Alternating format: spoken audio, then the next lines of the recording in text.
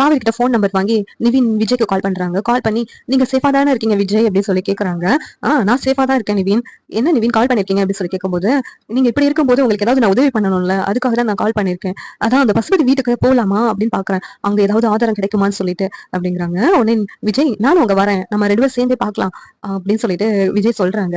சரின்னு சொல்லிட்டு விஜய் வந்து அவங்க முகமூடி போட்டுட்டு வர்றாங்க. இங்க நிவினும் அந்த வீட்டுக்கு வர்றாங்க. வந்துட்டு பசுபதி வீட்டை சுத்தி ஏதாவது சிசிடிவி கேமரா ஏதாவது இருக்கான்னு சொல்லிட்டு நிவினும் விஜயும் தேடி பாக்குறாங்க. ஆனா எந்த ஆதாரமுமே இல்ல. உடனே என்ன பண்ண அப்படின்னு தெரியாம நிவின் வந்து விஜய் கிட்ட சொல்றாங்க, பசுபதிக்கு அவன் பொண்ணுனா உசுரு. அப்படி இருக்கும்போது அவன் பொண்ணுக்கு ஏதாவதுன்னா பசுபதி வாயால உண்மை வரதுக்கு வாய்ப்பு இருக்குது அப்படின்னு சொல்லிட்டு நிவின் சொல்றாங்க. உடனே விஜய் அப்பனா ராகினியை கடத்திட வேண்டியதுதான் அப்படின்னு சொல்லிட்டு முடிவு பண்றாங்க. நிவினும் விஜய் சேர்ந்துட்டு ராகினியை கடத்திடுறாங்க. ராகினியை கடத்தி வச்சுட்டு பசுபதிக்கு கால் பண்றாங்க. உன் பொண்ணுன்னு உன் வீட்டுல இருக்காளான்னு பாரு அப்படின்னு சொல்லி சொல்றாங்க.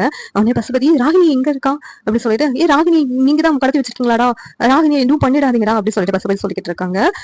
அப்படி ஒண்ணும் பண்ணக்கூடாதுன்னா எனக்கு ஒரு உண்மை தெரிஞ்சாகணும். வெண்ணிலா உண்மையிலேயே தற்கொலை பண்ணாளா இல்லனா நீ ஏதாவது பண்ணினியா அப்படின்னு சொல்லிட்டு எனக்கு உண்மையை சொல்லு. அப்பதான் வந்து ராகினியை உயிரோட விடுவேன் அப்படின்னு சொல்லி மிரட்டுறாங்க. விஜய் நீ தான் பேசுறியா அப்படின்னு சொல்லிட்டு பசுபதி வந்து சொல்லிக்கிட்டு இருக்காங்க.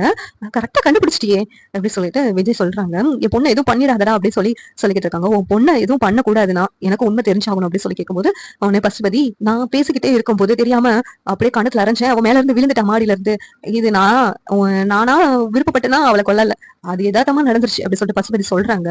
அப்புறம் இதுக்கு ஏன் மேல பழிய போட சொன்னேன், அதை வந்து வாபஸ் வாங்கணும், அதை போய் நீ இன்ஸ்பெக்டர்கிட்ட சொல்லணும் அப்படின்னா உடனே உன் பொண்ணை வந்து வீட்டுக்கு கூட்டு வரேன் அப்படின்னா எனக்கு ராகினி உயிரை பத்தி எல்லாம் கவலை இல்லை அப்படின்னு சொல்லிட்டு விஜய் சொல்றாங்க. உடனே என் பொண்ணு எதுவும் பண்ணிடாத, நீ சொல்ற மாதிரி எல்லாம் செஞ்சிருன்னு சொல்லிட்டு பசுபதி போலீஸ் ஸ்டேஷனுக்கு போயிட்டு எல்லாம் உண்மையை சொல்றாங்க. இங்க விஜயும் அந்த போலீஸ் ஸ்டேஷனுக்கு வந்துடுறாங்க ராகினி கூப்பிட்டு.